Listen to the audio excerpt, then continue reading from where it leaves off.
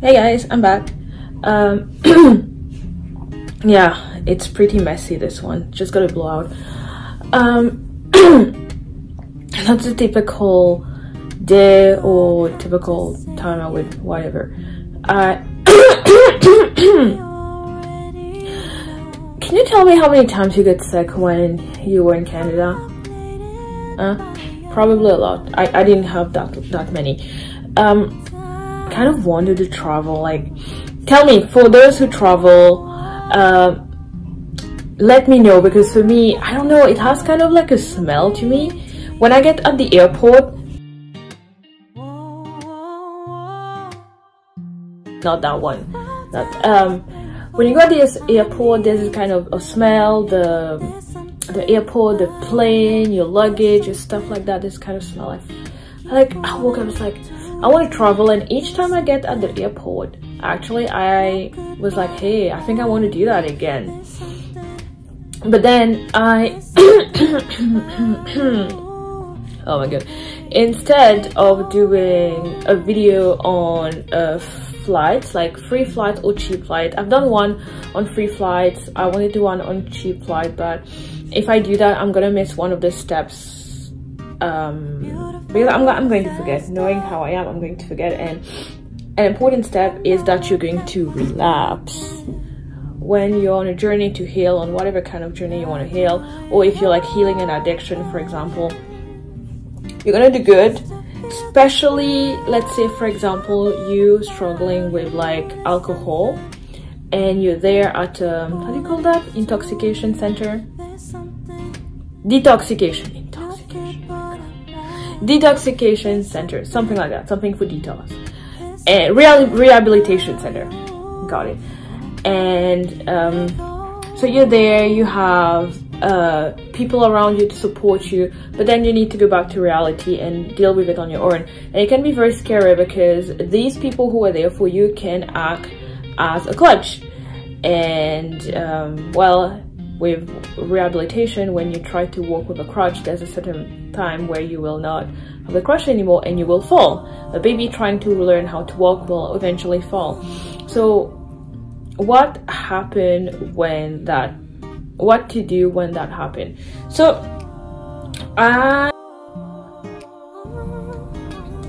what to do and what happened. So I was like pretty sad. My trip is coming to an end, so I was like, when I go back, I will not have my friend physically with me.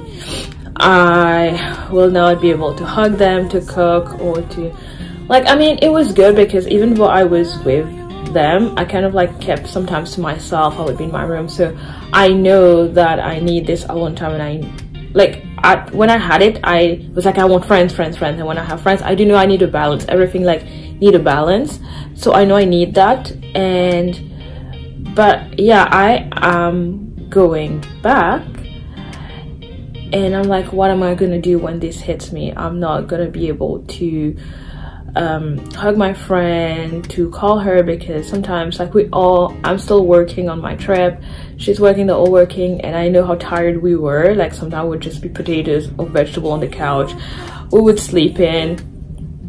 So it happened. So these like worst case scenario, or like worries or overthinking starts coming to my mind. I have people like wanting to reach out to me like, hey, let's do something, whereas there it's a little bit more difficult to do that. And I don't go out. If you might not have noticed it, because if you're on Instagram, you would always see things where I go out. It happens like once in a while, like if someone is kind of like picking me up, if there's like a group outing, I would like make an effort to go, or if I have a commitment like groceries or work, I would go out. I generally do not leave the house, which is, I know, I can understand you guys can think it's weird. I have no explanation for it. It's just how I am. So I was like, I'm gonna be stuck at home as well again. And like I was saying, CBT, cognitive behavioral therapy, like everything. And I will tell you something that's gonna seem controversial, but it's gonna like relieve you. And my psychologist said that to me when I first started with him, and it like take out all the stress. The thing is that when you go to look for a solution, you just think that, okay, that's the solution, so I will not have to deal with the problem. It's not about not having to deal with the problem. It's not about how to overcome sadness or how to overcome anxiety or how to overcome depression. It's not like you have a magic pill and it happens, like people who do drugs or people who take medication. You have to do it over and over and over again, and sometimes you have to like increase the dose. For drug addicts, you have to increase the dose. So it's not, the solution is not going to fix it. It's not a one thing fix.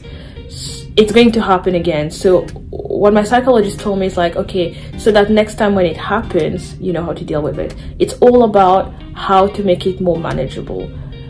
And if you're watching this video, chances are that you want to change because this pattern has like repeated again and again, and you actually know how you react. So for me, being an Aries, I act on impulse. However, at work, I don't do that, and it served me so well. In relationships, I do that. So I need to, because I always feel like relationships is like, oh, it's like very like emotional, so I need to be acting on emotion. If something works, use it, because I do love my colleagues, I do love my job. If something works, like don't reinvent the wheel. If it's working, it's working. And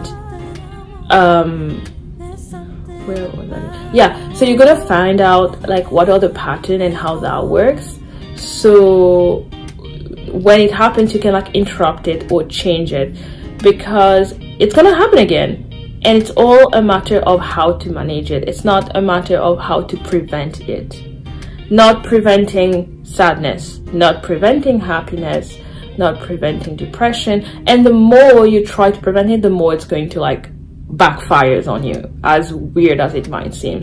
So I forgot who, oh, it's the guy who wrote The Subtle Art of Not Giving a Fuck. So looking for happiness is a negative experience in itself, and trying not to erase negativity is a positive experience in itself. So the more it's like chasing, like a dog chasing their tail.